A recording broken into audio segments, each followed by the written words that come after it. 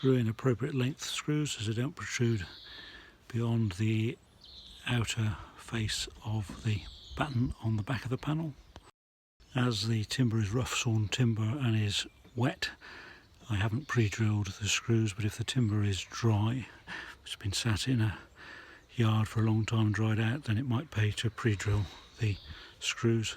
And also if it's a dry panel, pay to put the screws maybe 3 inches in from the end of the batten to save splitting it.